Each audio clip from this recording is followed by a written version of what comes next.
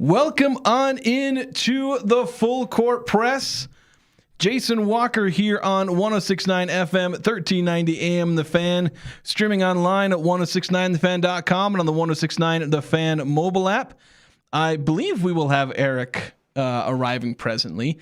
He's usually spending most of his days running around trying to figure out the renovations that are going on with our offices here. So he was talking with somebody as I walked down the hallway a few minutes before the show started. So we'll wait for him. Well, we're not going to wait too long because we're going to have to get into our topics, obviously. A lot to go over today. This first hour going to be packed with talking about the strength of schedule for teams in the Pac-12. Dove into the numbers today, and I've got some stuff coming out on Cache Valley Daily. I don't think the article I have is live just yet. But I'm going to have probably 2 or 3 different articles kind of just building on each other, talking about strength of schedule stuff. We'll do a power ranking at kind of the end of it all.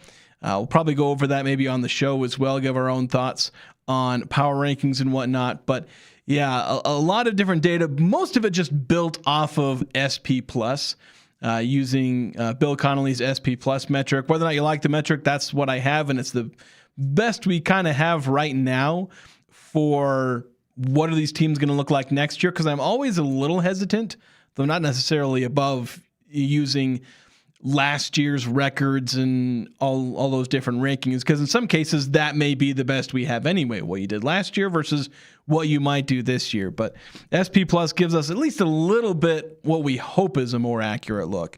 And so I ended up using that and just took all of the different teams and was like, all right, let's rank all of these teams by their SP Plus and just, well, to talk about the methodology of how I ended up doing this, I used, because there's the SP Plus ranking, but there's your rating, which is basically how many points would you win by, or in some cases lose by, if you were facing an average team in FBS. So basically I took that rating for every Pac-12 team, like, every one of their opponents' rating. And then I averaged all that out. I didn't include FCS teams because I don't have a rating for those teams.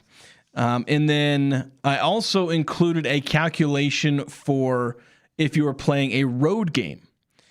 As in, if you're playing a team on the road, for instance, SP Plus, when they're looking at kind of, predicting road games, the home team will essentially get a plus 2.5 point advantage added to their rating. So I added that for all road games. And in most cases, that would end up just averaging out for everyone. You play 6 road games, your opponents get a plus 2.5 for every one of them.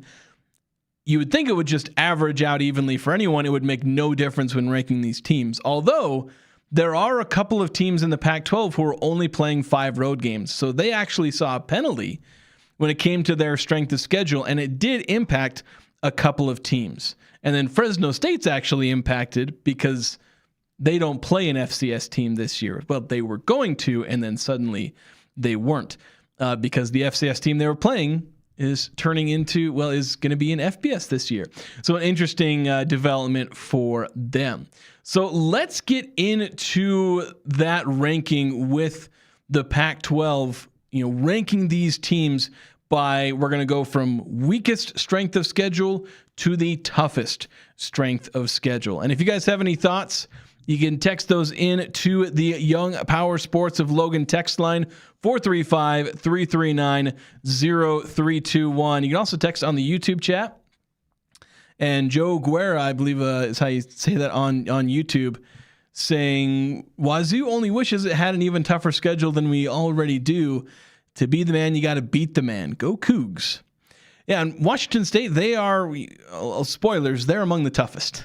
And you could probably make an argument that they are the toughest, even based on the ranking that I have, which technically doesn't have them at the top. But again, I think they have an argument for the toughest schedule among all Pac-12 teams. So let's start out with number 8, the weakest schedule among all Pac-12 teams, and that goes to Fresno State.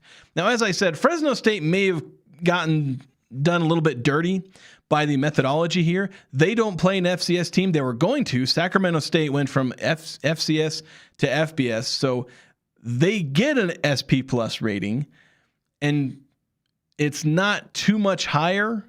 Of course, it would have been higher. Sacramento State was a pretty decent FCS team last year, or at least had a decent SP plus rating. So it would have helped Fresno State had they not been playing Sacramento State, or had Sacramento State been able to be excluded from having their SP plus go against them. Whereas all these other teams in the Pac-12, when San Diego State plays Portland State, when Texas State plays Incarnate Word, that doesn't count against their strength of schedule. But for Fresno State, they do have that penalty. We welcome on Eric Frandsen as we're just getting started here with the ranking the toughest schedules in the Pac-12, starting with Fresno State, who comes out as the easiest schedule among all the teams. Yeah, and that actually is a team that surprises me a little bit. Fresno State kind of has had a tradition of scheduling well and scheduling tough opponents, but that was more under the era of a previous head coach. And I think their current coaching staff probably wants to get there, but they don't seem to have the same mentality as what was his name? Hill, Coach Hill there at Fresno State for a long time. I'm forgetting everyone's names at this point. He had the mentality, we'll play anyone, anywhere, and sometimes it worked out well, sometimes it didn't. But the future scheduling philosophy for Fresno seems to be changing a little bit. But it's also a team that started out okay, but faded as the season went on for them. So they may be wanting to take a little bit step back to make sure that they can build some momentum this year. I don't know. Well, who knows? That may end up being the case because it's their non-conference schedule that's really doing them in. As I said, the whole having a team that's going from FCS to FBS is kind of dragging down their ranking. Though even if I did some accounting to try and see, hey, where would Fresno State rank if they didn't have this whole thing with Sacramento State? They would still rank in the bottom 3 or 4 in the conference. They'd still be in the bottom half of the conference on the easier end if you tried to account for this unique scenario with the methodology. But the thing is, they do start against USC, who is, I believe, the 3rd toughest team according to ranking by SP+. I think there's one or two others that are playing like top 10 teams. But then they're going to play Sacramento State, who's in the bottom 10, San Jose State, who's 122nd in SP+, and then Rice. So they should start 3-1. But then they're going to be playing a bunch, they're going to play top 100 teams the rest of the way. Several teams in the top 90s, though down the stretch, they're going to play Oregon State, Utah State, Texas State, Colorado State, all teams that are currently ranked in the 90s in SP+, whereas Fresno State, I think, is in the 70s with their SP+. So it will be interesting to see how they handle maybe the middle part of their schedule where it's sort of tough. I don't know. It never really gets tough for Fresno State. So that's something that may help them really overperform this year as opposed to where they kind of underperformed a bit at the end of last year. Going to number 7, and one of the highest ranked, I think if I were to do a power ranking, I'd probably put this team number 2, and their record may end up, based on their strength of schedule, may help bolster that. But San Diego State. Yeah, a little bit easier path for the Aztecs, a team that made big improvements last year, a team that it was kind of struggling under their new head coach. And again, I'm like you, I can't remember coaches' names all of a sudden. Yeah, Sean Lewis, I believe. Sean Lewis, yes. And his first year was kind of shaky, trying to reform San Diego State with maybe a little more emphasis on offense, and that wasn't really connecting the dots. But they had a real rebound year last year. Like, they got back into the mix. Like, they were a very good football program. And so looks like what they're doing for this upcoming season may not really challenge them very much, but they will be able. It looks like they should be able to stack a bunch of wins. Yeah, according to, if you're just going off SP Plus ranking, the Aztecs would be favored in 10 out of their 12 matchups. Oh, wow. And they have the weakest, toughest opponent. I don't know how I'm supposed to word that. But when you look at all the teams, who their toughest opponent is, San Diego State's toughest opponent is actually Boise State. They're the only team in the Pac-12 whose projected toughest opponent is within the conference. The Aztecs will play at UCLA, but they're ranked 46th according to SP+. So Boise State at 39th is the Aztecs' toughest opponent. And so, yeah, they're riding on easy street for the most part. They don't play a whole lot of like bottom dwellers the way Fresno State does, or Fresno State's playing teams in the 120s and 130s. San Diego State only plays one team outside the top 100, and that's at Toledo. So they're not playing the worst, but they're also where they end up ranking this low is mainly because they're not playing some really good teams, particularly in non-conference play. So at number 6, this is one of the teams that's impacted by the fact that they play only 5 home games, because I did factor in, difficulty, a slight increase in difficulty for playing games on the road. So where Colorado State is only playing 5 home games, they would have, I think, ranked 4th in strength of schedule. That's where they were before. I was like, hey, I should account for difficulty on the road. And Colorado State went from 4th to 6th. So they saw a bump down because of playing 7 home games. And just overall easy, though they do play BYU, or they play at BYU. I think my schedule has them playing it. The screenshot has them playing at home against BYU, and I don't think that's correct. So yeah, that's something for Colorado State that kind of hurts them a little bit. Mostly easy across the board. Again, you look at their non-conference play. They do play Wyoming and Southern Utah to start the year. They go to BYU, then they go to UTSA. So I'd say they're probably about a coin flip from starting the year 3-1, 2-2.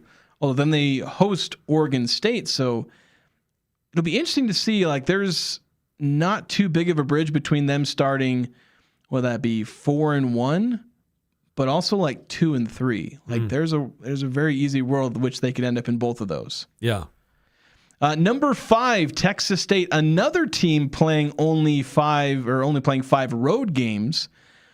Although they actually didn't move. They were 5th before I did that calculation. They were 5th after. So they didn't end up moving too much. They play one of the toughest teams. Number 6 in the SP Plus rankings, they will take on Texas. They'll be at Texas in week 1. I'll tell you what, the Pac-12 might go winless in week 1.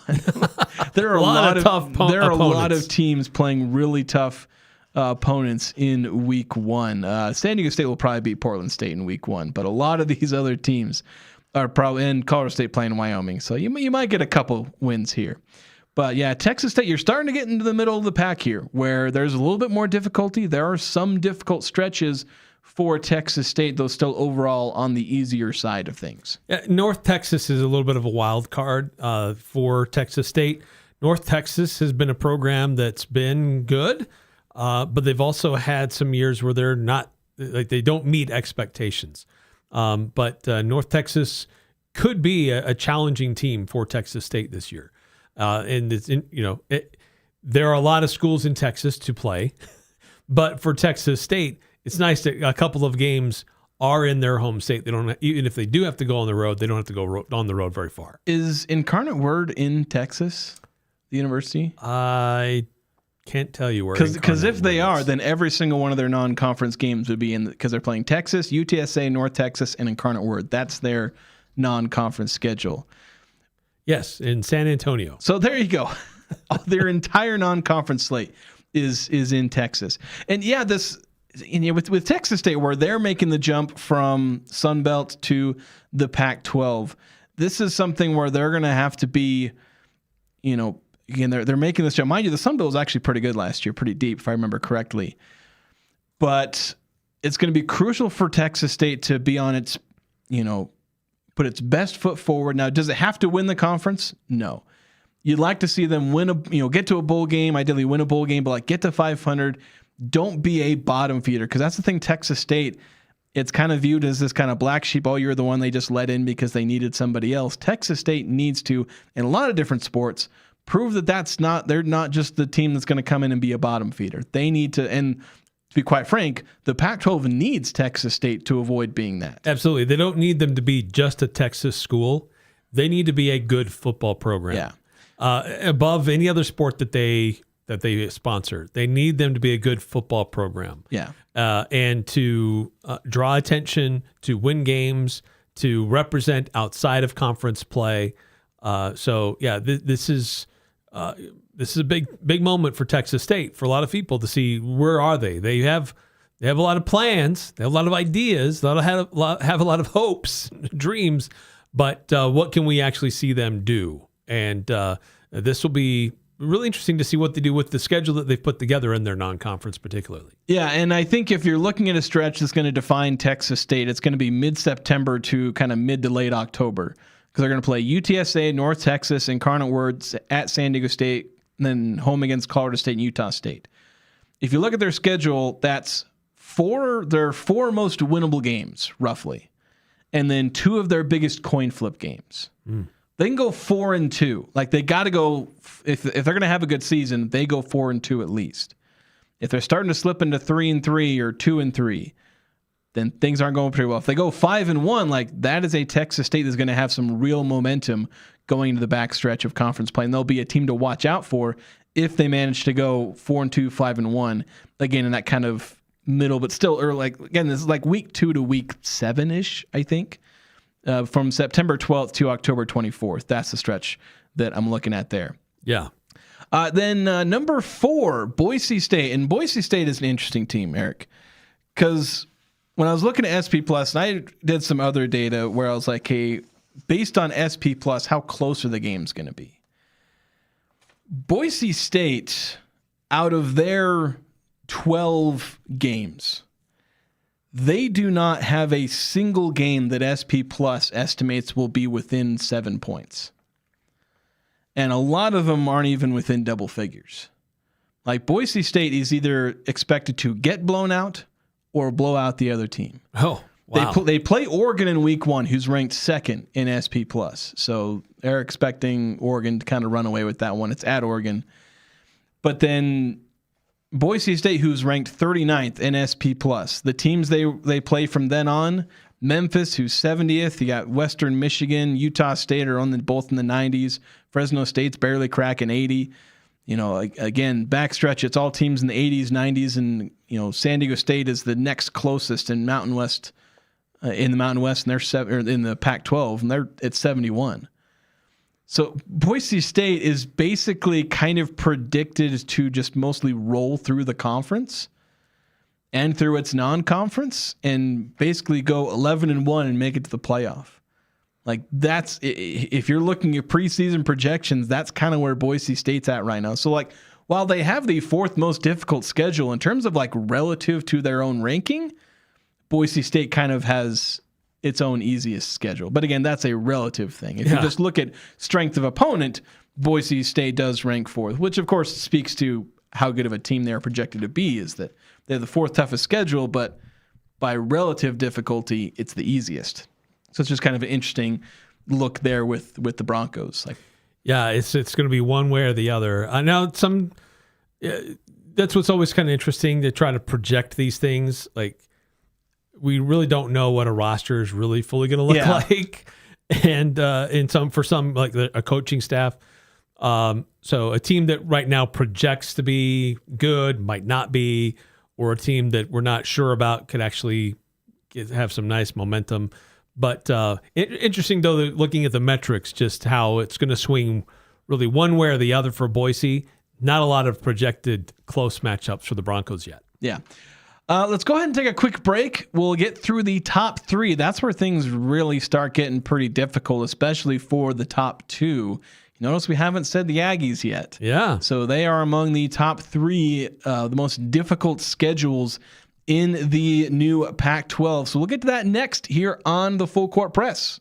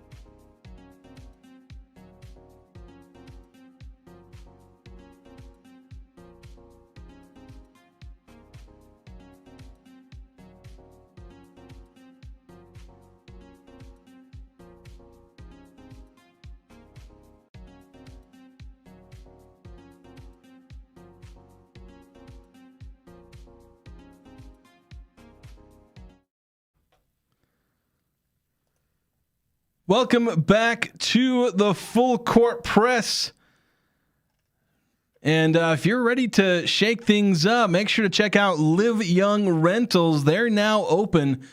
Get street bikes, side-by-sides, watercrafts, all for rental. So call 435-755-7111 and get out and go. And that's Live Young Rentals at Young Power Sports, 435-755-7111. So first off, as a matter of housekeeping, Eric, I need to give you this. Oh, yes. Thank you. This is very official. Signed by the principal, the professor. I didn't sign it. You want me to? No, it's not signed, so I can assign this to whomever I want. just go give it to somebody else. Yeah, that's right. Put a frowny face sticker on it too. That's what I should have done. Draw a frowny face. Yeah, draw a frowny face. So we're going through the toughest schedules, ranking the toughest schedules in the Pac-12. Again, this is mostly just based off of SP+. There isn't a ton of, there's no subjectivity that I applied to it other than whatever subjectivity I applied to the criteria, which included having a bit of a accounting for road and home games and whatnot. We've gone through the first, 5, where Fresno State ranks 8, San Diego State 7th, Colorado State 6th, and Texas State 5th. The Rams and Bobcats both only playing 5 road games, so they get a slight penalty there. Boise State coming in at 4th. So here we get to the top 3 in the Pac-12 using SP Plus metrics. And at number 3, it's Oregon State. And they got a new head coach. Of course, there are 2 new head coaches among teams in the top 3 of these rankings. Jamarcus Shepard taking over this program. Oregon State coming off of its worst season in, I think, the better part of a decade. They went 2-10 in 2018. They went 2-10 this past season. Yeah, it was bad. One of those wins was in the second matchup between them and Washington State, after which they stormed the field to get their second win. They were so excited just to get any kind of a victory for them, so basically. They celebrated. So a bit of a rough go. Wasn't it also a tie for the Pac-12 championship too? Yeah, probably. Well, they split. Yeah, like I said, a tie. They split the regular season series. I don't know how you do a trophy for that, but so the Beavers kind of struggling to get their feet underneath them, but they've got a tough schedule for this upcoming season, so they haven't made it easy on themselves. Yeah, they start at Houston, then they're at home against Texas Tech. I maybe need to double check this, but I'm pretty sure it's a home game against Texas Tech. Then, and while this isn't accounted for in the way I added this up, they play Montana as their FCS team, and that's an FCS playoff team. That's a perennial FCS playoff team. So that is a team capable of beating the back end of FBS. Yes. So that's, again, not accounted for in the strength of schedule, but should be noted at the very least. Then they're at UTEP. That's their biggest cupcake. Their UTEP ranks 129th in SP+. Then they're at Colorado State. But even their 2 easiest games in kind of the front end of the schedule, the 2 easiest FBS games, are both on the road. So they're 2 easy opponents. They got to go on the road where, who knows, anything can happen if you're going on the road. So ideally for them, they managed to get those wins over UTEP and Colorado State. But even then, they got to come out 3-2 out of those first 5 games. But one slight thing goes wrong, and they could be 2-3, where they then have to face the meat of the Pac-12 schedule, where they're taking on San Diego State and Washington State. They don't have a bye until late October. So they don't get a rest, and then coming out of that bye, they got to face Fresno State, Texas State, Boise State. So it's that's pretty tough. It's not the most murderer's row schedule, but again, among the Pac-12, it's one of the more difficult. It is a challenging schedule for them to get through, and especially with the team that's trying to figure themselves out and get back to where they want to be. They've had good coaches, but they've had a hard time holding on to their coaches. And that's been Oregon State's problem. But putting this kind of schedule together, it's going to challenge them, that's for sure. Yeah. So it's going to be hard for them to stack wins with that schedule. And coming in at number 2 on these rankings, we have Washington State. And Washington State, and I think if you're adding a bit of subjectivity, I might say they probably have the toughest schedule. Yeah, looking at their schedule, I'm like, how are these guys not hardest, the most challenging schedule, because they've got a couple of they got 3 Big 12 teams on the schedule. Yeah, they do. They are at Washington State. So technically it's a Big 10 and then 2 Big 12 teams. So at Washington, who's 21 in SP+. Then they're at Kansas State. So they're starting out 2 road games against 2 power conference teams. Then they got Duquesne coming home, so that's ideally their first win. But Duquesne's not a half-bad FCS team, but still, Washington State should take care of business. And they're at home the next game. That's against Arizona. So Washington State, they're the only team in the Pac-12 where, based on current SP+ rankings, they're the only team with 3 top 30 teams on their schedule. And it's all in the first 4 weeks. Then their 5th game is against Fresno State, who's among, at least, again, going based off projections, one of the top 3 in the conference. So you face 3 power conference teams, then one of the projected conference contenders, all in the first 5 weeks. If things don't go pretty darn well for Washington State, they're looking at a 1-4 start as they head into in the middle of October. Yeah, they're playing a tough schedule there. Some money games. Cool that they get to host Arizona. Yeah, that's pretty solid. That's very solid that you get to do that. So they're going to have an opportunity to be on some big stages, and man, if they play well and pull off some upsets, that'd be great for the Pac-12. Yeah, and that's the other side of it. Like, say if Washington State doesn't start 1-4, like say they start the opposite, 4-1. Or heck, 3-2, where they beat Fresno State, Duquesne, and one of those 3 power conference opponents.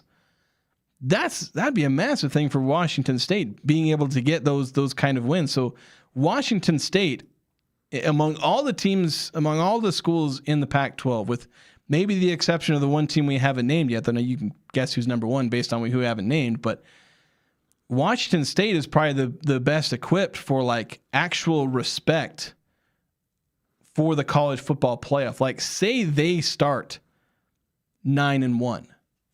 As if like if Boise State started 9-1 and Washington State started 9-1, Washington State would be the more respected team, because that means absolutely 2 power conference wins, and well, it would be a win over Boise State actually. So of course, yeah, in that scenario, that actually weirdly enough would mean that Boise State beat Oregon. But again, we're just speaking hypotheticals. Like, if you're comparing strength of schedule to strength of schedule, Washington State would have the most respected schedule, I think, out of anyone in the conference if they were to have a really good record by late October, heading into November. Of course, they don't have a bye until November 7th. So that's another, like, I didn't take into account buys on how difficult the schedule was, but Washington State, with where their bye is and with how many tough teams they're playing, it's pretty brutal. Though it does open up pretty significantly once you get into October, and I think that's where they end up ranking second, because once they get out of that really tough first 5 weeks, Utah State at 97, Oregon State 91. Boise State does come in at 39, so that's a tough game dropped in there.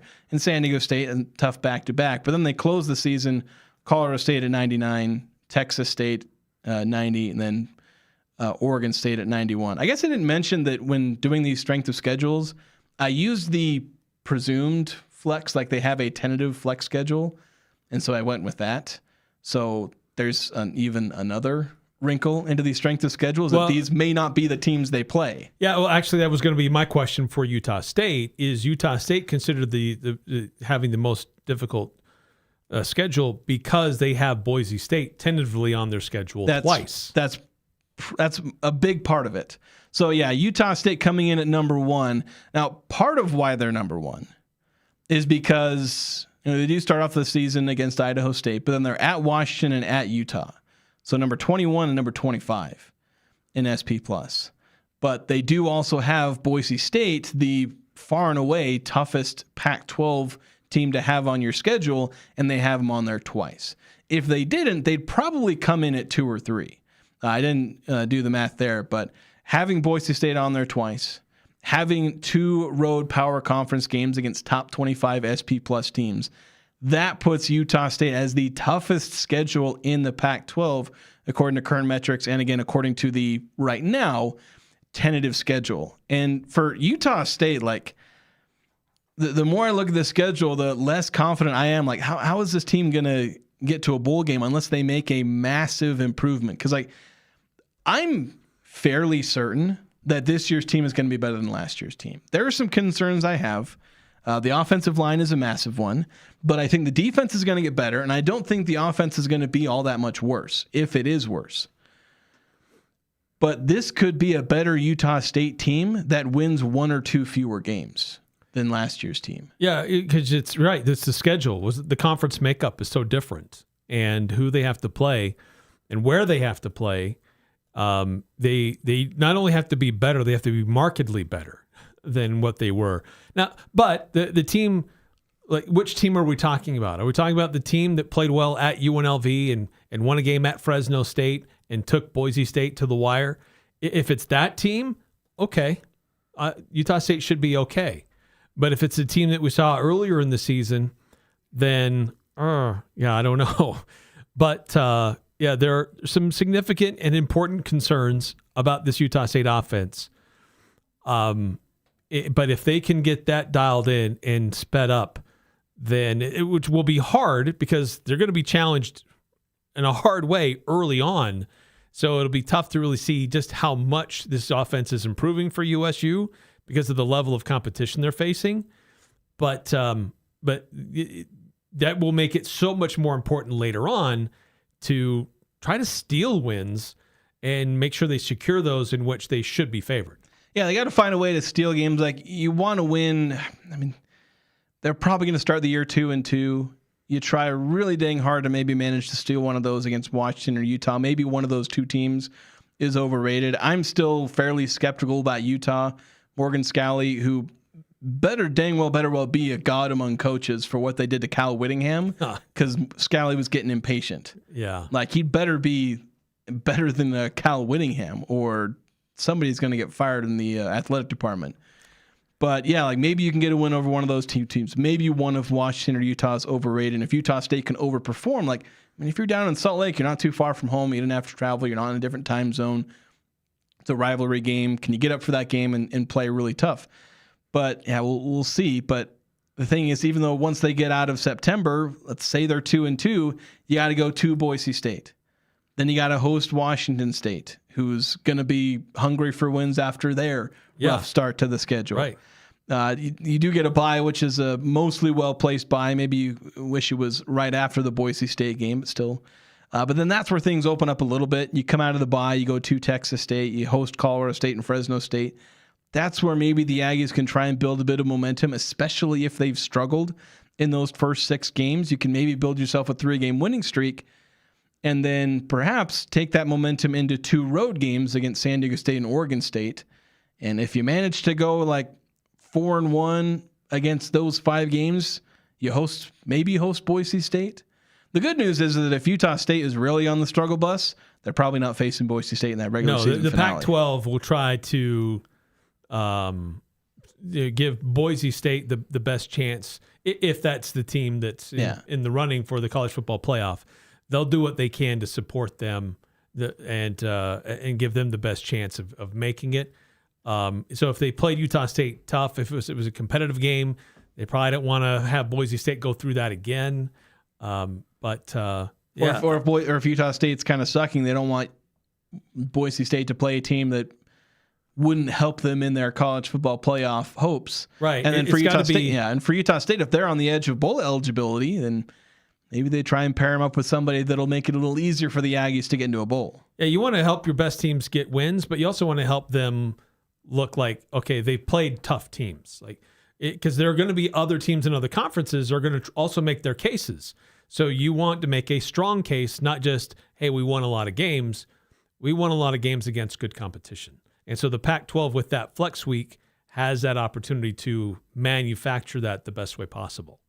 Yeah, so that's where things sit in terms of, if you look at the metrics of the toughest schedules. The Aggies with the toughest schedule in the conference, though only narrowly.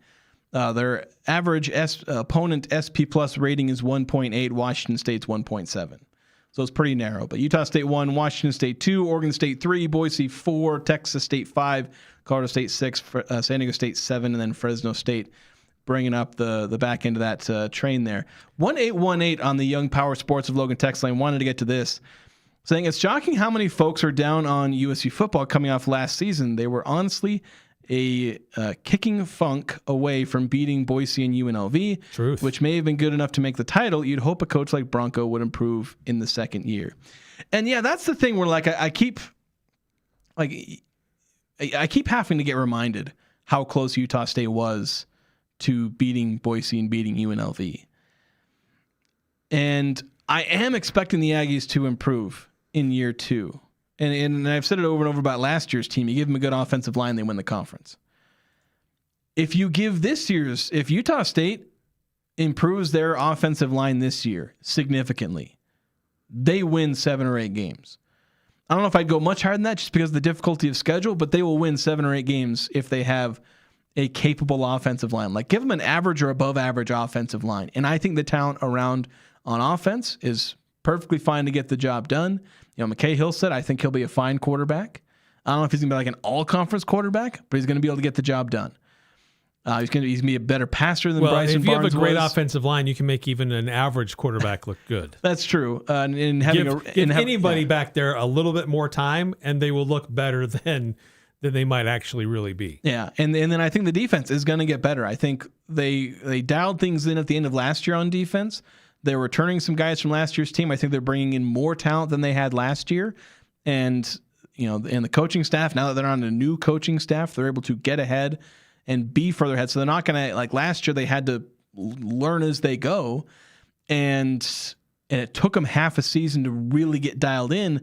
I don't think it's going to take them half a season to get dialed in. Now, it might take them half a season to get to stack some wins because they're playing some of the best teams that anyone in the Pac-12 is playing in those first few weeks. So again, it may not show in the record, but I think this year's team will probably be better than last year's. But the schedule gets so much tougher that in order to see that improvement reflected in the Aggies' record, like that improvement has to be significant. And so it'll be really interesting to see how Utah State does in those opening weeks, and also, to be honest, how we end up reacting to that. Because what are we going to say once we actually watch the Aggies after they play Washington, after they play Utah? Like, what's going to happen once we actually get to use the eye test instead of the speculation test? A couple of comments on the YouTube chat. I got to these already. Oh, you mentioned those with the Cougars? Yeah, these came in at the start of the show. Oh, okay. This is going to be interesting to see how these teams play out, who starts to separate themselves. It's a new look. Having Washington State and Oregon State in the mix, Texas State in the mix. Like, we're familiar with a good chunk of this league, but there are some new faces here, and there's some turnover and different coaches, and they have their own challenges with their schedule. So Utah State has opportunity to be a good program in this mix. As we've already detailed, there's a lot of things that need to go right for this football program with certain position groups. But, why not? I mean, it's still pretty wide open. Boise State is a good program, but they've started to show signs that they're not quite at the same level as they used to be. So I think that they're showing vulnerability.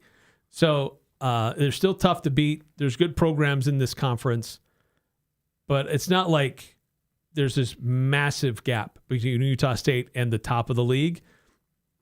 I think there's opportunity for Utah State to be competitive in a lot of these games. Yeah. We do need to take a break. When we come back, an interesting article that I read I saw a clip of on CBS Sports, Eric. I don't know if you saw it. I'll read you a portion of it when we come back, about an interesting story that went viral earlier this week about a quarterback at Texas Tech, or perhaps a former quarterback of Texas Tech. Oh, we'll get to that next here on the Full Court Press.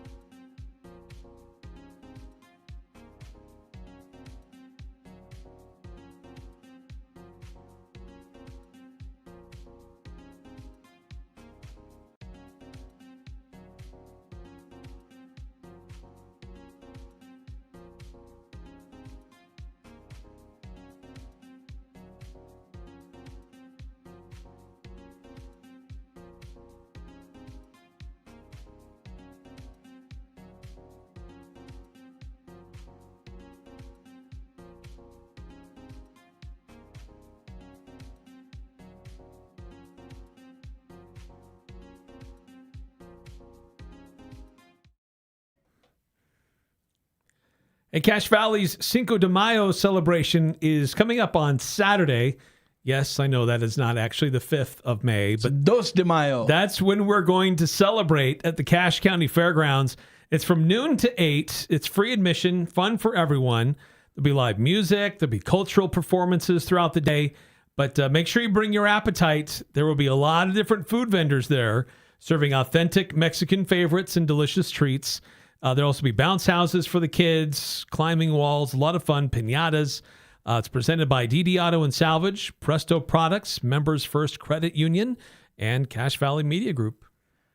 So, Eric, I want to read something, and I think you already saw this as well, but for those of you who missed this, so Brendan Sorsby, I believe is the gentleman's name, Brendan Sorsby, pretty much former Texas Tech quarterback.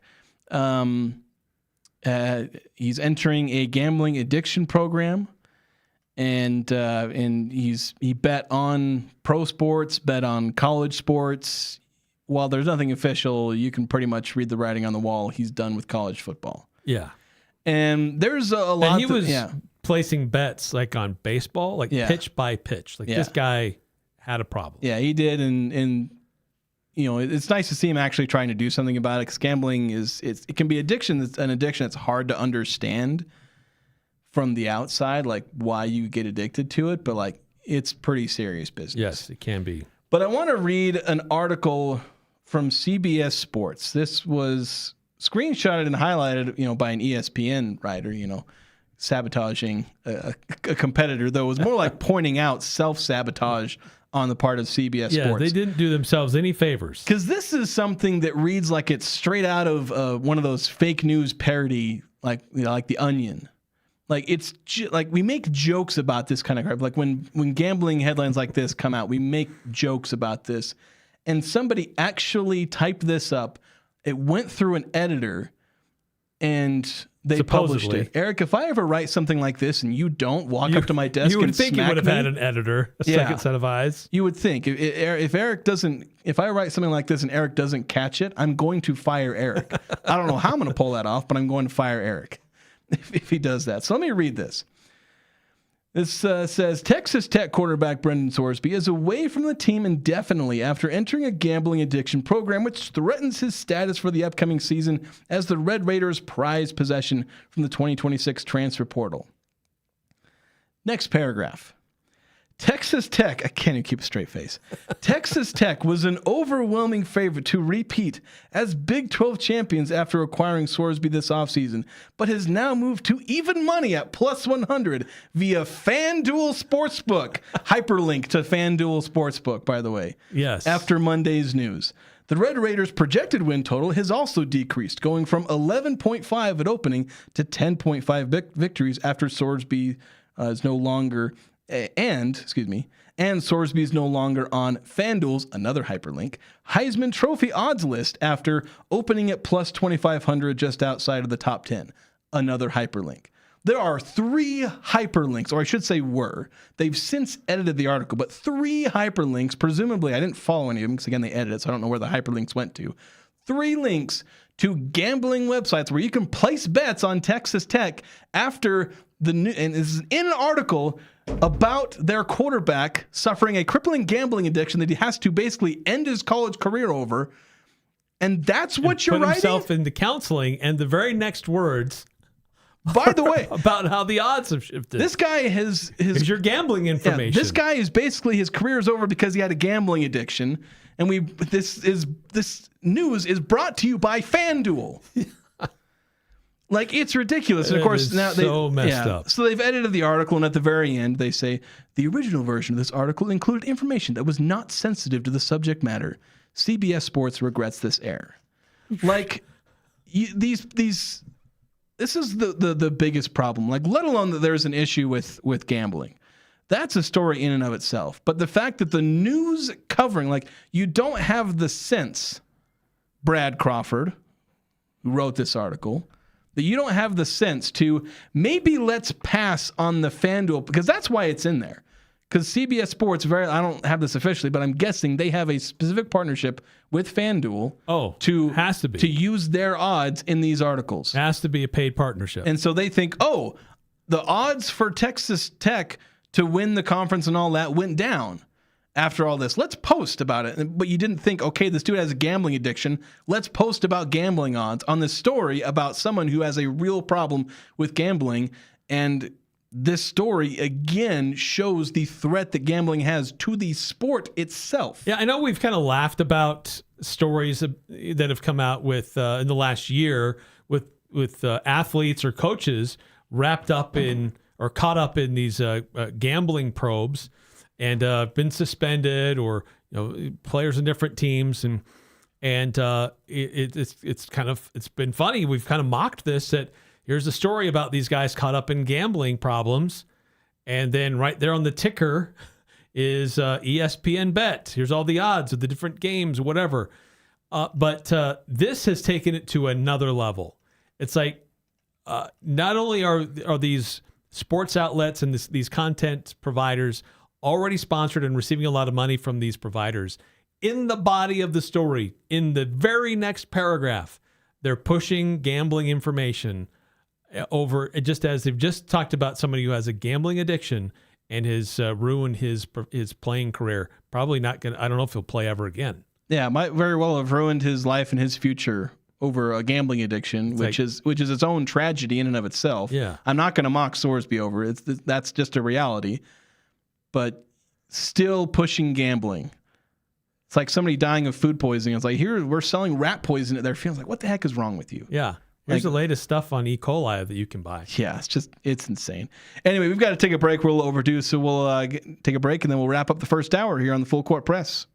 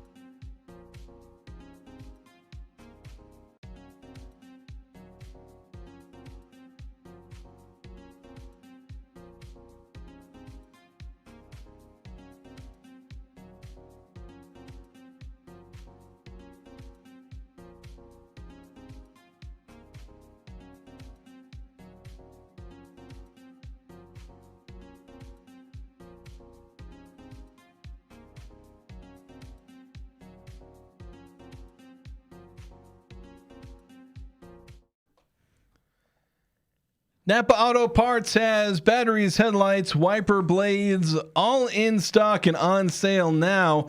You can also get Chemical Guys car wash and detailing kits. They're only $49.99. Yeah, air fresheners, shop towels, seafoam, and more. Again, all that on sale at your locally owned Napa Auto Parts stores. They got locations from Preston all the way down to Providence. Had a chat coming in on the YouTube chat. I'm just going to call you Axe because it's Axe and then a bunch of letters and numbers, asking, how do you guys feel about Fresno State's schedule? And I think my thoughts are mainly that if they're looking to build momentum, I mean, it's ranked as the easiest schedule according to the metrics SP plus. We'll see how things pan out in reality because we may get to the end of the year and think Fresno State had the toughest schedule. But as things are right now, it's pretty light work. Fresno State looking to be one of the top teams in the conference. We're a bit up and down last year, but Fresno State could stack wins. If they do, there might be some questions. Like Fresno State could very easily have only 1 or 2 losses as they get to late October. There'll be teams kind of like with Colorado State a few years ago when like Colorado State started the year like 8-2 or something like that. And people nobody really took them seriously because of how easy their schedule was. Fresno State may or may not end up like that. May be determined by how they look when they play USC. Yeah, probably. In Los Angeles, because then it's Sacramento State at San Jose, home versus Rice. So it's not, after USC, it's one layup after another. Yeah. Should be, at least. Basically. A few Aggie notes. I can't remember if we actually got to this yesterday. Some news. Kaylee Kofe entering the portal, reigning Mountain West Player of the Year in Great volleyball player. Yeah, it's too bad seeing her leave. Yeah, so some negative news there, though. Aaron Payanen named Mountain West Men's Tennis Coach of the Year in the most obvious award ever given out. Absolutely deserving after what he's done with that team. Winning the Mountain West regular season, winning the conference tournament, and getting them to the NCAAs where they will take on Oklahoma. That's going to do it for us here in this first hour. Don't go away, though. We're going to shift over to talking about the NBA playoffs, as well as the Utah Mammoth. They're taking on the Vegas Golden Knights in Game 6.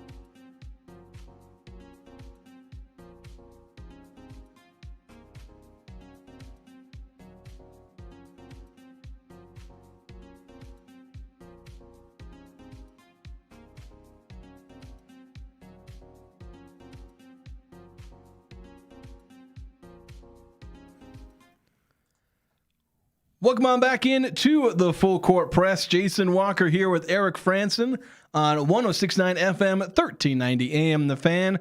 Streaming online at 1069thefan.com and on the 1069 The Fan mobile app. Also streaming on YouTube. The Fan KLGN is where you can check us out on YouTube. Talked a lot of Pac-12 football in that first hour and a little bit of gambling. You know, we talked about how gambling is such a massive problem. And in unrelated news, the Full Court Press is now sponsored by Kalshi. Not really, though. Not really. No. Not really. I think for now it might be legal since they're exploiting the loophole in that they're not supposedly gambling. Although Utah's trying to close either suing or is that being loophole. sued. They're trying to close that. Although I talk about FanDuel, like these gambling companies who they were fantasy sports exploiting that loophole to basically be gambling while gambling was illegal. Then the second gambling became legal. Oh, by the way, we're now offering gambling, services now in addition to their fantasy stuff. And now they're opening up these event contract, like the whole gambling loophole. You're Predictive trading markets. Predictive markets. That's the term. Yeah, there's no house involved, no house money. So it's just it sets the terms. It's a load of crap. What's happening with all this and what makes it tough is that we hear these ads all over this radio station. You watch any sporting event, there are major sponsors. Like there's a lot of money coming from. They're plastered all over the court. These markets, sports betting, predictive markets. It's flooding sports right now, but it's like illegal in the state of Utah to advertise it.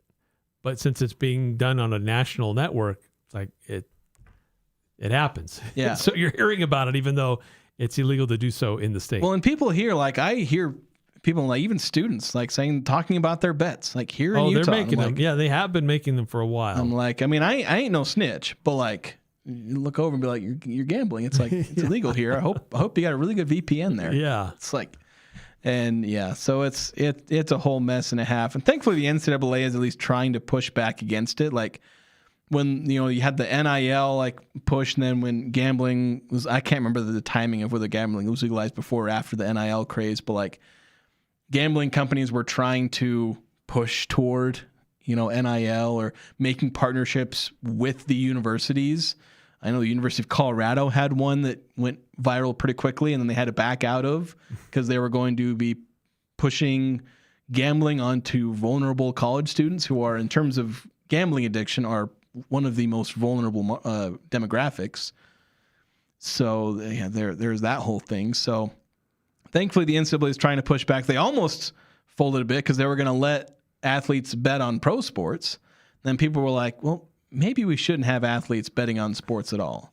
Because like it becomes a gateway drug, and then it's like, because Sorsby, like he was mostly betting on pro sports. But then one thing leads to another, and he was betting on his own team. He's betting on them to win. He was doing the old Pete Rose, I bet on my team to win, but still you're betting on your own team. You can't be doing that. It becomes way too easy for those athletes then to say, well, our star, left tackle is out. That may not be widely known, or just how bad he's playing through injury, so he's not going to be as effective. Yeah. And then it starts to be, well, it's really easy to use that information for yourself or share it with others so they can use it. Yeah, it's a huge problem for the integrity of the game, and very little is being done about it. It's mostly reactive stuff. And at some point we're going to have this, like we've already have these mini scandals, but it's going to explode at some point. You're going to have another Black Sox. Right. Well, you would think, all it would take is like one high profile case and make an example of them, and that'll like shock everybody. Like, okay, I got to be careful. I can't do this. No, it's not happening. It's like they keep uncovering more and more who are doing this. The numbers are growing, not declining, because this information's coming out. And I don't know if we've had a high profile case like, the starting quarterback Chauncey Billups. Well, it wasn't sports gambling. Well, the problem is with Chauncey Billups is like it's not 2004. No, if it was but 2004, a head coach at an NBA program has the FBI on his doorstep right as the season's starting, but it's not sports gambling. But his was a whole different thing about illegal poker rings and whatnot. There are other players in the NBA that are part of that. There have been players in college sports. But there hasn't really been a case of somebody that we've really intentionally seen or somebody that's been proven to be intentionally throwing a game just because of some bets that they made. There are some very suspicious clips tied to some people about some of their behavior during parts of games and then how they totally changed later in the game. But yeah, it's going to keep getting worse before it gets better. Yeah. So we'll see what the inciting incident is that helps turn around gambling. Because we've seen, if you look across the pond and across a different pond to Europe or to Australia, they've had to go through some real come to Jesus moments with their relationship between sports and gambling, to the point where a lot of them, there are bans on gambling advertisement in or around sporting events, sports broadcasts, and things like that. So I think Australia remains one of the worst gambling addiction countries in the world, I think, at least last I heard. They've had to have a real, as I said, come to Jesus moment. Europe, England, at least England, if I remember, they've had to go through some, we got to eliminate gambling during sports broadcasts or putting guardrails around it, because it's a serious problem.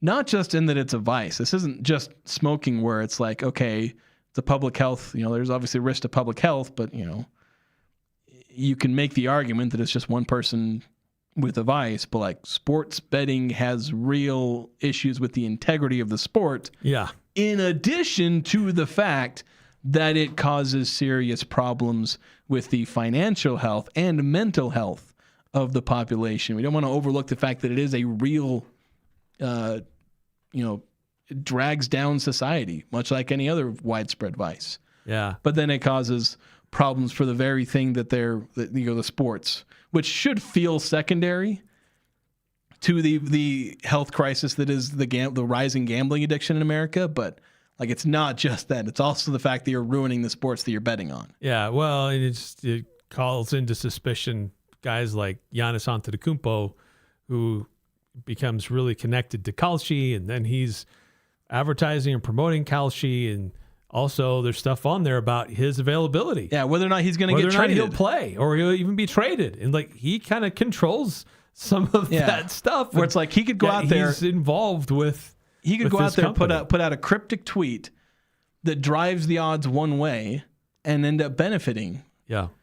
It's a serious problem with the integrity. And then even if say that there is nothing happening, say that nothing is happening nefarious, there's no insider trading or inside gambling knowledge or whatnot. The fact that people know that's a possibility, it changes the way people think about sporting events. It's every time somebody drops a pass, that person is gambling. And then that person, depending on what level they play at, but there are people gambling on Division III football or whatever. You might get 1,000 people sending that person an angry DM because they dropped a pass. Yeah. Some 19-year-old kid drops a pass on fourth down, and 1,000 morons who bet on that person having the over or this or that or the other, and they're sending a bunch of angry DMs saying, "I hope you kill yourself." Again, in all of these things just keep stacking up, all the different reasons why this is such a massive problem. It's almost like maybe there was a reason it was illegal for 100 years. We've conveniently forgotten all the reasons why there was pushback to not make it legal, but then everybody saw the dollar signs potential, and were short-sighted by the green that they could get. A couple texts coming in on the Young Power Sports with Logan text line. If you want to weigh in, we always love to hear from you. 435-339-0321. 9315 with a couple of texts. One from our topic from last hour. Does volleyball have a different portal than other sports?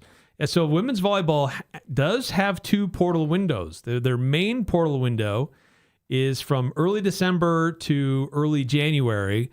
But then they do have a second spring window that opens today and remains open through May 15th. So there is two windows for women's volleyball. And I don't love the idea of two portal windows, two free agent periods in any sport, I think is silly. Yeah, we just went through this whole thing with football where we finally got rid of that one because, that's not something we want. And then suddenly we're also doing it in this other sport. And it's like, why are we doing two free agencies? That's just, maybe it's because it's one of the fall sports, but it's like, I don't think soccer has 2 portal windows. Maybe they do. Maybe the fall sports have 2 portal windows. I don't know. 9315 with a few other texts. I thought the Full Court Press was sponsored by a donation in GoFundMe. They're going to just throw away money to anything related to gambling or going to get lottery tickets in Idaho. And then just put on a mustache if you're a sports athlete. Gambling, they will never know it's you. It's like, yes, I am Brady Tom, and I would like to do the sports betting. Brady Tom. So, yeah. I mean, if you're just going to if you're going to gamble, like if you're going to go just put $25 on a basketball spread, just come here and give that money to me. I'll take it. I'll take your money. I can understand like the entertainment value of it. I don't even think it's entertaining. For some people, if it's, if I'm going to spend $25 to go to a movie or go bowling, I could spend that on like other entertainment. But the problem is, it doesn't always work that way for some people. I don't get addicted to going bowling. I don't get addicted to going to the movies. I don't know, man. You ever been bowling? I mean, I have. But gambling can be highly addictive, and there's a lot of social problems that follow. Because it can be entertaining to put some money in a game, and it makes you watch the game differently and root for teams differently, especially if you don't really have a dog in the fight. Makes you pay attention to games that maybe you wouldn't otherwise. But the problem is that there are still that portion of our population that it becomes really problematic for them and their families and their finances, and it can get really ugly. Yeah, and to me, I know that I just cannot get into gambling because I already have a preview of what it would be like for me. Because to me, and I have to preface this by saying, like, I said this last hour, I understand that gambling is a real addiction. Like, it's hard to understand from the outside. And I'm kind of in that camp where it's kind of hard for me to understand why someone would be addicted to sports gambling. Because for me, I look at it as, well, that's dumb financially. And it's also dumb because I suddenly lose enjoyment in watching sports. And I have a preview into why it would ruin sports for me in the fact that I do fantasy football. And I can't tell you the thing that ruins watching an NFL game more than having players on my fantasy team playing in that game. Because I go from just enjoying watching the football game to, dadgummit, why aren't you passing it to Travis Kelce? Yeah. You're focused on the third receiver in the slot rather than just enjoying the game. Yeah, it's like my team will be playing in a game, but I have like the wide receiver of the team they're playing against, and that wide receiver will score, and I'm like, yay, I guess, but also that sucks. Like, it's complicated. And so watching for these hyper-specific things, like a team winning by 3 points or a certain wide receiver having 6 catches, watching it that way to me is the most depressing way to watch a sporting event. And it's why I can't personally understand on a personal level, like why you would want to place a bet on a sporting event. Because to me, that ruins watching the event. You can't enjoy the sport for what it is. You can't enjoy watching a hockey game because it's enjoyable. Like when I watch a hockey game and it's tied, or like say there's a hockey game, it's 3-2. I'm rooting for the team that has only 2 points.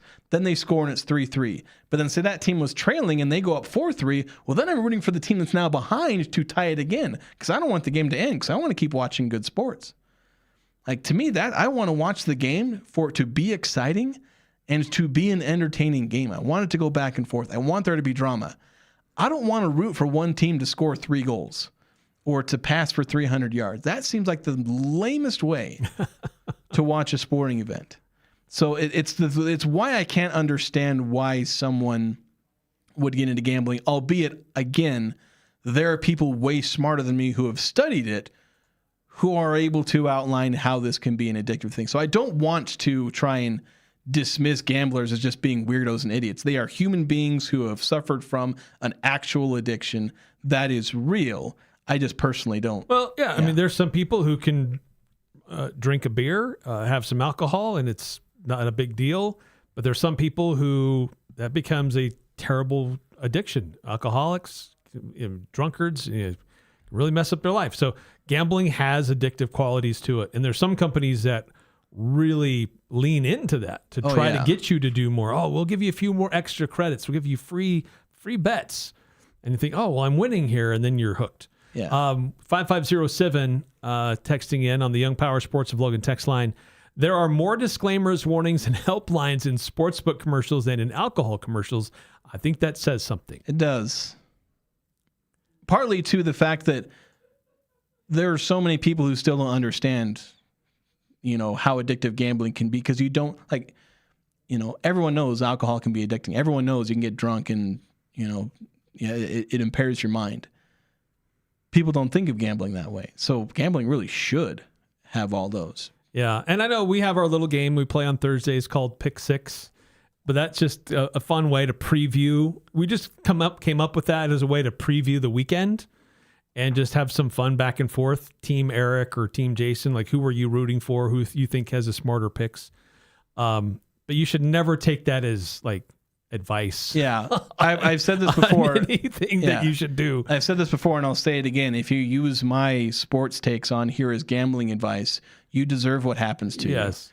And the thing is, like, there is a way that you can enjoy, like with gambling. There's a way that you can still keep an arm's length, but enjoy that, because like betting spreads and things like that adds a layer of analysis to all this. So you can still keep it at arm's length, because that's essentially what we're doing with the Pick Six. We are keeping it, within arm's length, but it is at arm's length. So we're kind of dancing the line a little bit there. It's a bit of a gray area, but it's one in which you can still kind of have fun. Like this event is happening. How do you think it's going to turn out? Yeah, and that's really the innocence of what it's all meant to be in that sense. It's when you start putting real money and start attributing your finances to it, or drawing your enjoyment solely because when me or Eric win Pick Six, we'll throw jabs at each other, but it's like, oh darn, I lost Pick Six. Well, that sucks. We'll try again next week. Yeah. I'm not getting this massive dopamine rush from beating Eric in Pick Six, or the other way around. That's where things become a problem when you attach money to it. Oh, I won $100 because I think I'm smart in sports. Yeah, you can't be doing that. Yeah. 5338. Speaking of gambling, I'm waiting for a full breakdown of the Kentucky Derby tomorrow. Yeah, Kentucky Derby tomorrow.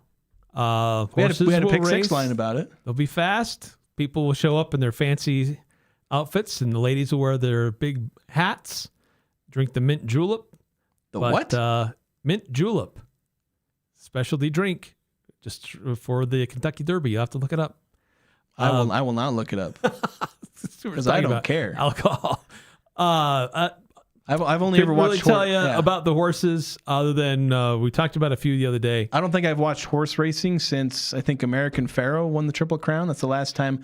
And somehow, despite never really watching horse racing, I managed to watch every single race that year, or at least 2 out of the 3 where American Pharoah won the Triple Crown. I don't know how, but I ended up watching at least 2 of them live, and I think a replay of the other one. I mean, I've got it written down, some of the top favorite horses. I'm not going to get into what those odds are because I don't really know how you determine that.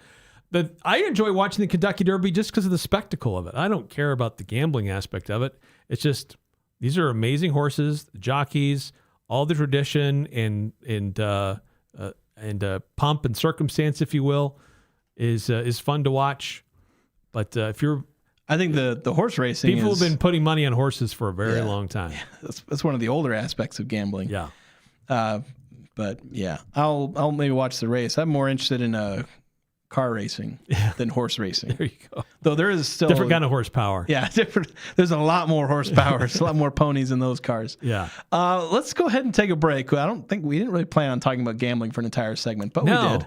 We've got the feedback and the interaction with the audience, so we roll with it. So we will actually talk about the NBA and about the Utah Mammoth. We'll begin getting into those, starting with the NBA, just looking at the playoff series. The Jazz aren't involved, but let's talk about who is involved and, who is no longer involved. Yeah, series are ending. Some are already done. Some will be ending by this weekend. Kind of looking at that, some teams that are kind of relatively close, and what's happened to them.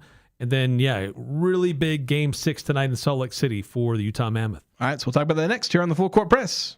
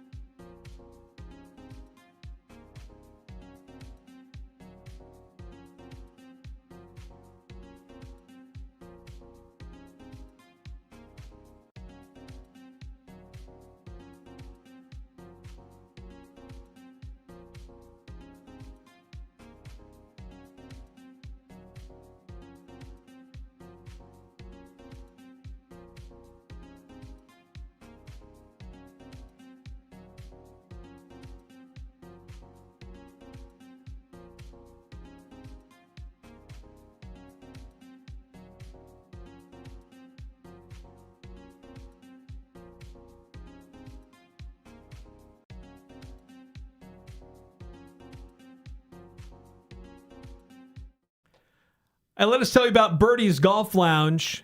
They've got top-of-the-line launch monitors. They've got 3 internal cameras providing the most accurate readings for every part of your game. They also have leagues and competitions with national and local prizes. They have memberships available or even just hourly public bookings if you want to do that. So go check them out. Look into their pricing and their membership options. 650 North, 870 West in Logan. That's Birdie's Golf Lounge. By the way, you got to note that traffic through Sardine Canyon is slow. They've all this traffic is merging down into one lane. When you get around Manaway, they're working on the bridge. So if you're trying to make it down to the Utah Mammoth tonight, expect some delays through Sardine Canyon. Yeah, hopefully if you're heading down to the game, you're listening to this in your car. Yeah, hopefully you've already left. Yeah. If not, you will be late. Yeah, fortunately. We'll get to the NHL in a second here. Let's talk about the NBA. The playoff series that are ongoing, the ones that have ended. There were 2 series that ended last night. The Minnesota Timberwolves closing out their series 4-2 over the Nuggets. An upset there, the 6th seed defeating the 3 seed Nuggets. And then the Knicks closing it out against the Hawks. And a lesson in hubris. I believe there was one fan who tweeted basically to the Knicks saying, "You can't expect to come into our arena and have it be easy." And the Knicks won 140-89. Emphatic victory. I think it was easy. They led, what's 15 plus 21? 36? They led 83-36 at halftime. The New York Knicks had 83 points at halftime. The Hawks ended up with 89 points in the entire game. If the New York didn't show up in the second half, they would have only lost by 6. Bonkers. Win this game by 51 points.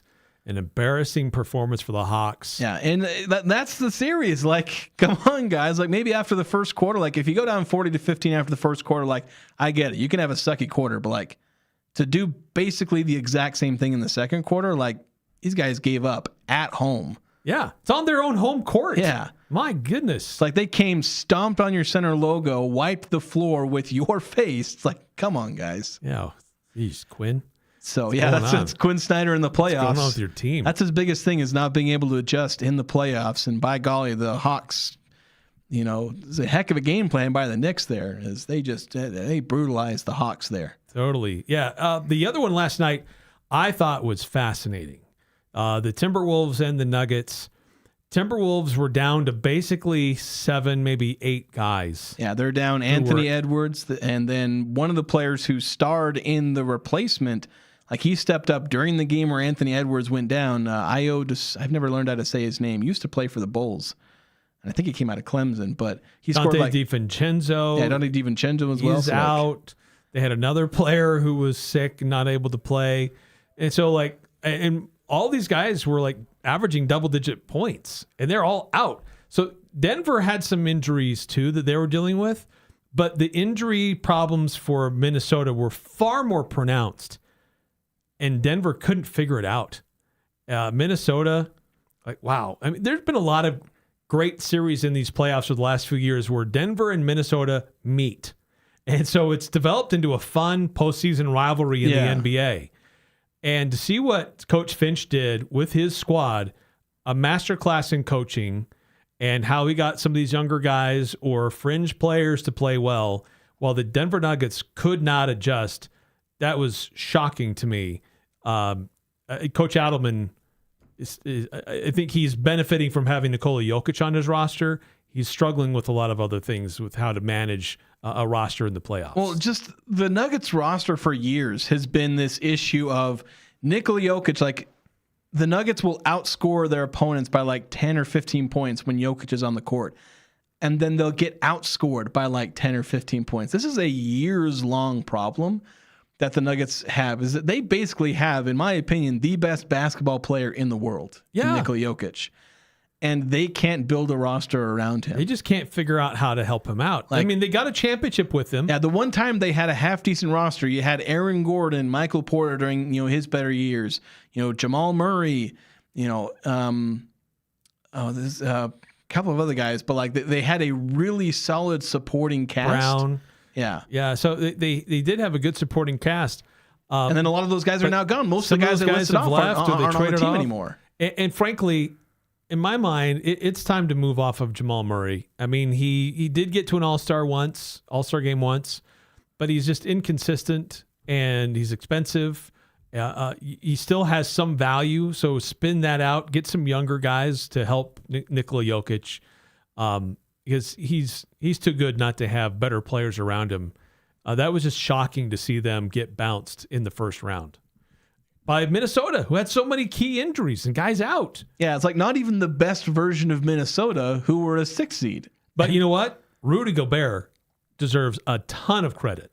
I know Nikola Jokic is a great player and he still produced a lot of stuff, but Rudy Gobert made life really, really tough on Jokic. Yeah. And he played really solid for Minnesota despite having all these other guys out. He was a strong anchor for them to keep them solvent through this whole series. Yeah, and it was still weird to see people on social media being like, yeah, we can't wait till the next round when Rudy Gobert gets played off the court. And it's like, people still not understanding, like, whether or not you think Rudy Gobert is a positive, impactful player remains the single best way to figure out, does this person know ball? Do you understand basketball truly, or you're just a casual fan? Yeah, are you a casual who's listening to TikTok bros and people who only play 2K? Like, is that who you're getting information from? And if you're getting your information from those people, you think Rudy Gobert, you watch that one clip where Steph Curry, one of the greatest basketball players ever, put Rudy Gobert on a merry-go-round. Yeah, he made him look dumb, but and he's done that to a lot of other guys. Yeah. So why are we just isolating it to Rudy? Yeah, but people really want to hate on Rudy for I still don't know what reason. No. So the Timberwolves will face the Spurs, and that will be a heck of a matchup, though, because now Gobert goes from facing the best player, matching up with the best player in basketball right now, to the guy who's probably going to be the best player in basketball for the next 10 years. Right. And good odds to have Anthony Edwards rejoin the team after having a bone bruise and hyperextended knee, but not permanent damage, and should be able to return and join the team in this second round for the Timberwolves. Yeah. We do have a Game 7 that got set up by, so there were 2 series that got closed out in Game 6, but it was the 76ers, I believe, defeating the Celtics to force a Game 7. That'll be tomorrow. So we'll have our first Game 7 of the NBA playoffs tomorrow. A few other potential Game 7s. Well, just on that, real quick, Nimi, 4 points, 11 rebounds, and 2 blocked shots for the Celtics. Could have used a little bit more offense from Nimi because Boston struggled to score, ended up losing 106-93. Yeah. So a couple potential setups for Game 7s. We have 3 games being played today. One of them going on right now as we speak. The Pistons taking on the Magic. The Pistons, the 1 seed, trailing 3-2 in this series to the 8 seed Magic. Like, my goodness, the Pistons, and I've seen numbers on this. I don't think I've watched a full Pistons Magic game in the playoffs. I think I've watched a full game of almost every other series except this one, which is weird. But yeah, the Pistons, as I've looked at the numbers, have underperformed so unbelievably. Like, you look at just the fact that they're down 3-2, but then like some of the analytics behind it, like their expected performance, and like the single most underperforming team in the playoffs. Well, obviously on its face, but also when you look at the numbers behind it, it's kind of fascinating. Yeah, and that's an interesting case study to watch what's happening with Detroit and wonder if that'll eventually catch up and have a similar problem with San Antonio. These were 2 teams that were bad for a while, and then started to get some pieces together, and then they, things really started to click, and they rose quickly to the top of their respective conferences. Detroit hasn't been able to match or sustain that as things have get changed and played at a different level in the playoffs. San Antonio was able to get past the Trailblazers, but will that start to catch up with them as playoffs go on, where they struggle with the different level of intensity and talent and adjustments that happen over the course of a series, where Detroit's going through that right now. Will San Antonio have that same experience? Yeah. We've also got the juggernaut that is the Thunder. Like, I don't know if anyone can actually beat the Thunder. No, they're playing very good. They might only play 18 or 19 games in the playoffs. Right. Like, it's kind of insane. Orlando and Detroit playing right now. The Cleveland Cavaliers will be coming up. Actually, they should be starting right about now. Here soon, yeah. Sam Merrill in that one. As the Cleveland Cavaliers take on the Raptors. Cleveland leads that series 3-2. So the winner of this series gets to play whoever comes out of that dogfight in the 1-8 matchup. So that'll kind of make for a really interesting second round matchup between the 1-8 and the 4-5 winners in the Eastern Conference. It is very possible that both series could go 7 games. Yeah. And then face go to the next round where both squads are pretty exhausted. Yeah. It'll definitely be pretty interesting. The Eastern Conference playoffs to me always end up being more interesting than the Western Conference. Like I've tended to enjoy watching Eastern Conference playoffs way more than the West, even though the West has often dominated overall and especially getting championships. There's only one game in the Western Conference. That tells you like the Western Conference series wrapped up pretty quick. You had a 4-0, 4-2, and 4-1. But the Lakers and Rockets, the Lakers lead 3-2. There's some injuries involved in this one where I think Luka is still out or might be on the verge of returning. I forget. He's still out. Austin Reeves, I think, is still out. Yeah. No, he's back. And then I think He's played a little bit. Kevin Durant's been, I think, in and out. So the Rockets did manage to win Game 5. They were down 3-1. They won Game 5. So can they force a Game 7 here against the Lakers? That'll be an interesting watch. They'll bring up the evening with a 7:30 p.m. start time. Yeah. So, these injuries are to key players. Interesting, this stage of the postseason. But the biggest question is about Kevin Durant, his availability. Austin Reeves, did they rush him back and lean on him a little too much? Did he need to be eased back in? But just having some of those players, key guys available, can make a huge difference. So big one a little bit later on tonight to see what happens there in the Western Conference. All right, we'll go ahead and take another break here. When we come back, we'll discuss the Utah Mammoth. They've got a big Game 6. Win or go home, or I guess stay home. They're in Salt Lake City. So they trail 3-2 in their own series against the Vegas Golden Knights. If they win, they force a Game 7 in Vegas. If they lose, the season ends tonight. So we'll talk about that next here on the Full Court Press.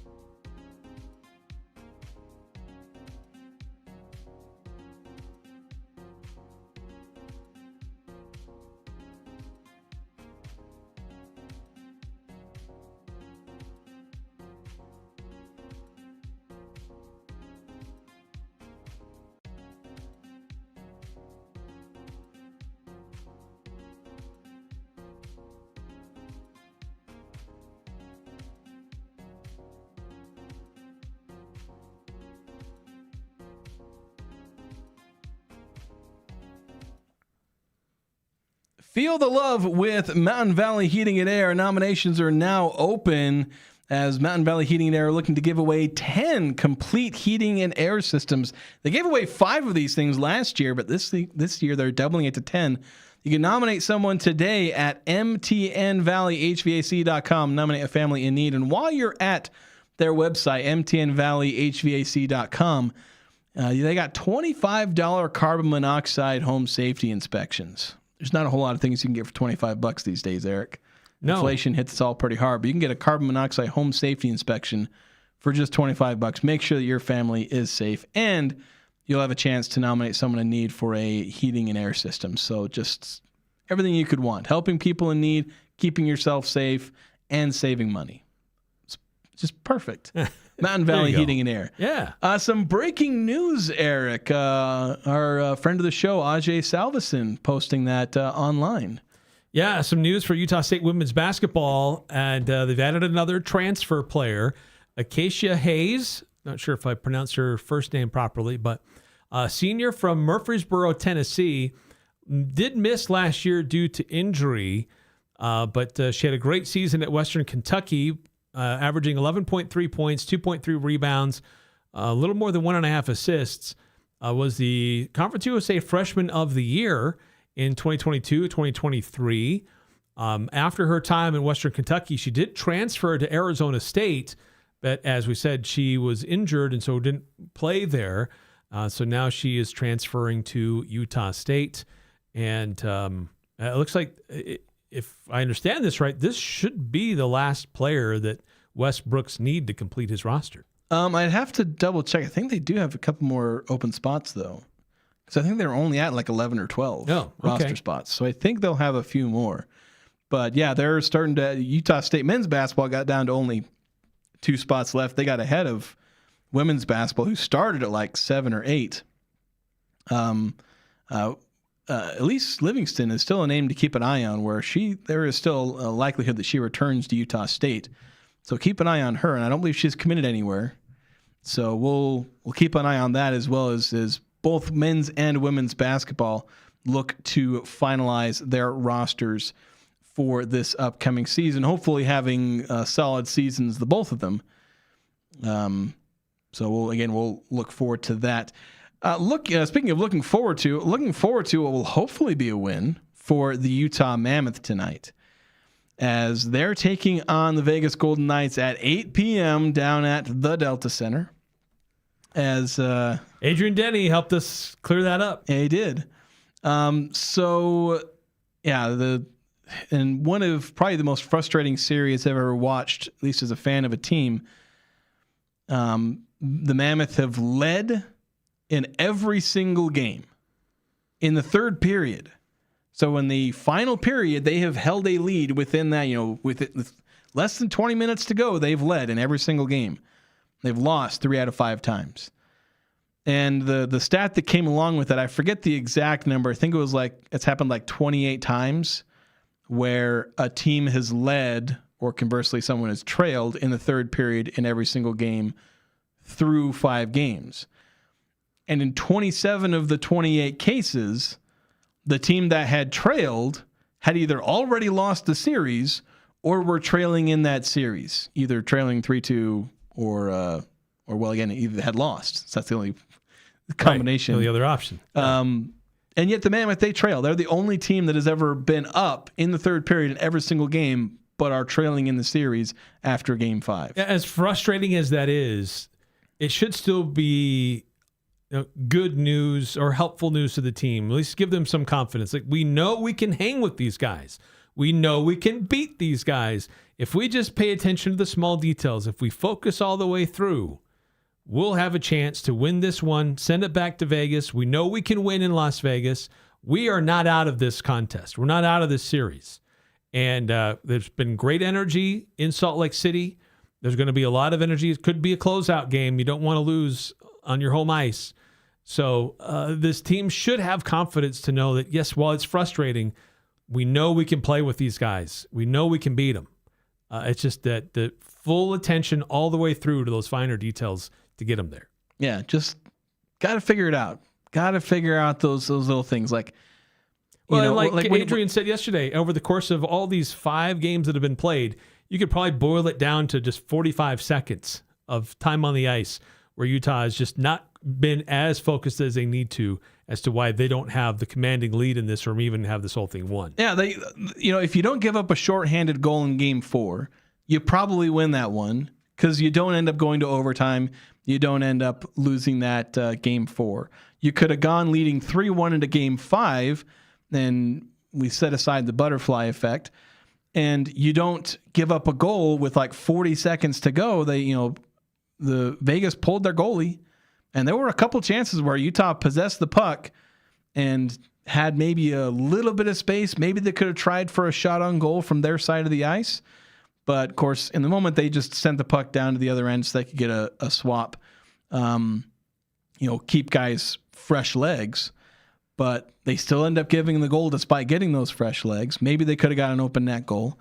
And you could have had this series won. Or, again, at the very least, we do all these woulda, shoulda, couldas. You could be leading 3-2 with, being on home ice for a potential closeout game. And instead, all the pressure is on the Mammoth.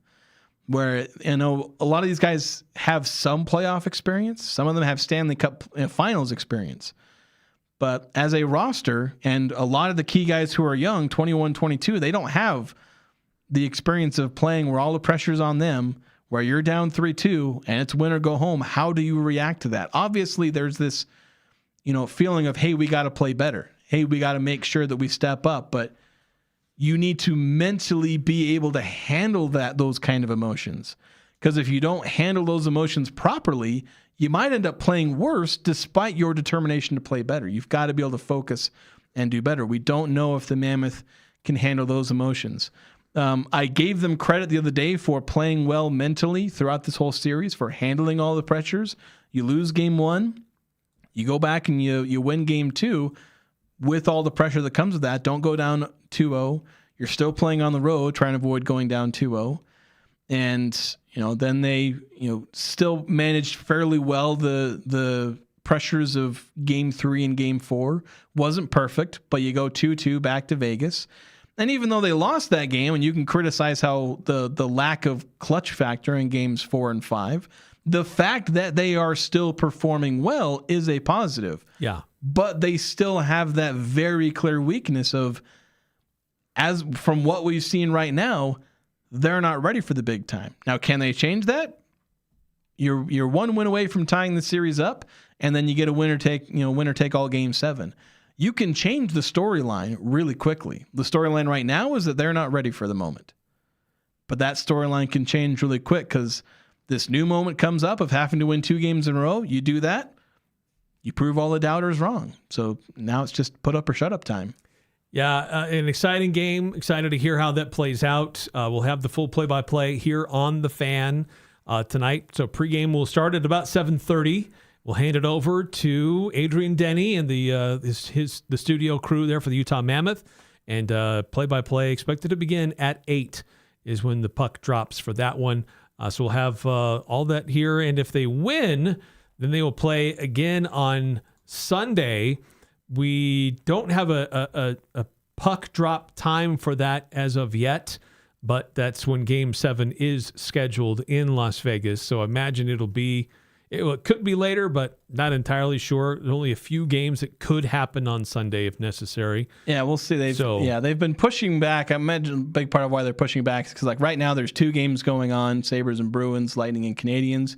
So that's something that pushes back the Mammoth to playing at 8. So most of the other series have wrapped up. There are only 3 of the 8 series still ongoing, and 2 of them, all of them theoretically, could get wrapped up tonight.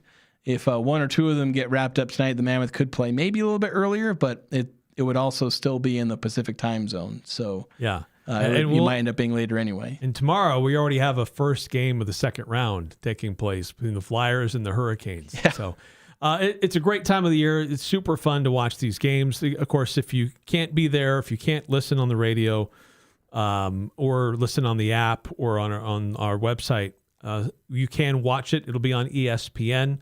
I know there's been some issues with some of the cable providers on some of the local channels, but ESPN is carrying the game tonight. So at least it's not like the NBA playoffs, because For instance, I'm not going to watch either of Pistons Magic or Cavs Raptors because it's on Prime.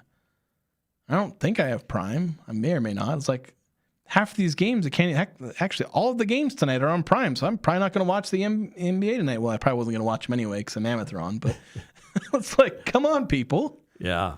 Why don't we, like, it goes back to the whole crisis of being able to view sporting events, which the NBA and NFL are, like, really horrible at. Like, you're putting a lot of things on a bunch of different networks behind different paywalls.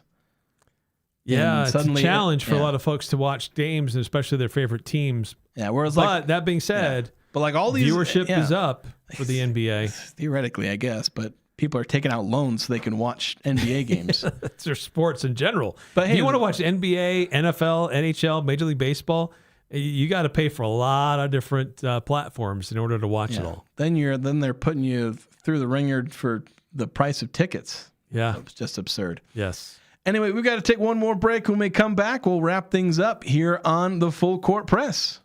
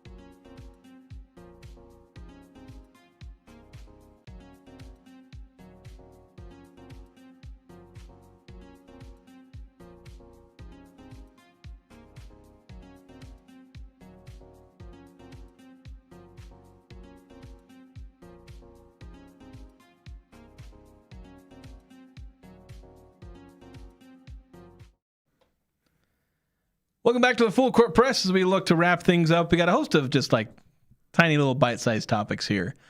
I just noticed this, the NBA Draft Combine, 73 players that have been invited. Only like a tiny handful, like not even a handful, like a fingerful of mid-major players. A few international players, but there was Alan Graves from Santa Clara, Peter Sutter from Miami of Ohio, And then Isaiah Nelson from South Florida. And unless I missed somebody, I think that's it from mid-major schools. 3 out of 73.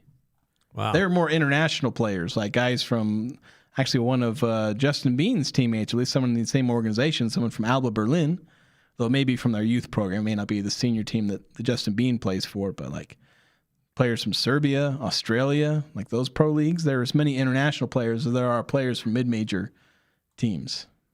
Just kind of, I bet you a bunch of these players started at a mid-major school and then went to a high major program. So, although the more surprising thing is the fact that Darius Acuff and AJ DeBonsa are actually going to be at the combine, and Cameron Boozer. Really? That's the biggest surprise to me. I guess they're invited players. I guess we'll see whether or not they actually show up. Whether they show. I guess that's true. The invite is pretty obvious they'll get. I guess for a second I confused invite with they're actually going. Oh, okay. Yeah, clearly invited.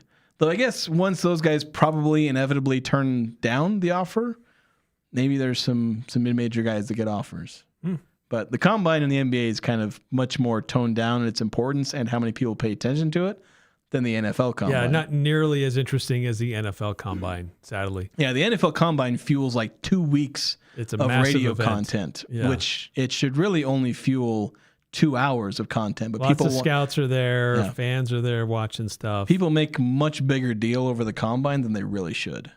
A couple other quick notes. The Big Ten just releasing some big numbers. They've announced a distribution of $1.37 billion to the conference's 18 member institutions for fiscal year that just ending June 30th, 2025. That's an increase of $490 million compared to the year previous. So he says 1.37 billion. Yes. And that's to 18 What is that teams? divided by 18? It's your per school distribution. I believe If everybody gets an equal share. I'm not sure if like USC, Washington, if they've been in the conference long enough to get an equal share, but let's just assume that they do. I believe that comes out to 76 million. Is that right? I think I put the commas in all the right places. So I'm thinking that's 76 million. I think. Somebody can double check the math there, but you're talking 70 to 80 million dollars. It's a lot. Which is twice the budgets of a lot of the entire budgets of a lot of G6 programs. And I think there's only like 2 or 3 Pac-12 teams that have a budget above that. Yeah, it's insane. This is the first full year of the Big Ten's current broadcast media rights agreement. And of course, it's college football playoff, its expansion, all the teams that have participated in the NCAA tournament.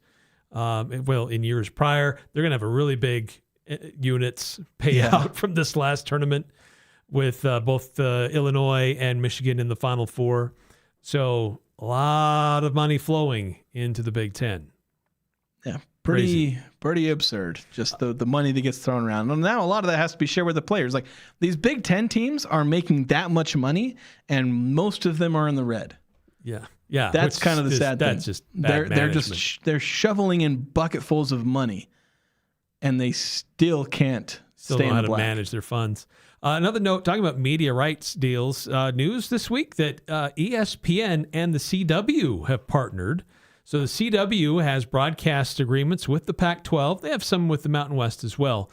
But the games that will appear on the CW on their linear over-the-air networks can also be seen on ESPN's app. So there's multiple ways now, even more ways to experience games for the Pac-12. So all the sporting events that would happen on the CW that would involve the Pac-12 will also appear on the ESPN app. So if you're not sure where to find the CW on your provider, if you don't have a normal provider, you can find it on the ESPN app and still watch those games and still see what's going on in the Pac-12 and even keep an eye on these old Mountain West institutions. Yeah, and we just barely talked about the NBA and NFL having a problem with being able to view teams. And while the Pac-12 is going to be on a bunch of different providers, the ease of being able to watch all those, you can watch the Pac-12 on a budget. And a lot of people will already have the networks. Like a lot of people already have ESPN. A lot of people already have or will have some access to cable, whether it's like through Hulu or YouTube TV or just a traditional cable. They'll have the CW and USA Network and all that. So while other leagues are making it harder for their fans to watch their sport and wringing more money out of them, the Mountain West, one of them, you got to pay for the Mountain West app now. Yeah, it's harder and now more expensive. I mean, it's not going to be Mountain West app's not going to be that expensive. But yeah, it's a huge investment, but it's still a cost. It's still a cost that you have to tank. Still a barrier of entry. Yeah. Whereas the Pac-12, unless they change something, I don't want to give them their flowers until I see the entire deal because there's still smaller aspects that need to be taken care of. But so long as they don't, I mean, with football and basketball and women's basketball, they've made it as easy as possible. We'll see about everything else. But I do like what the Pac-12 is doing with the exposure that they're bringing to the conference by allowing anyone and everyone to watch because they're going to where those people are at through a bunch of different means. Yeah. That's going to do it for us here on the Full Court Press, our final 2-hour show until this fall. So long, 5 o'clock hour. So we'll be back on Monday with the 1-hour edition of the Full Court Press.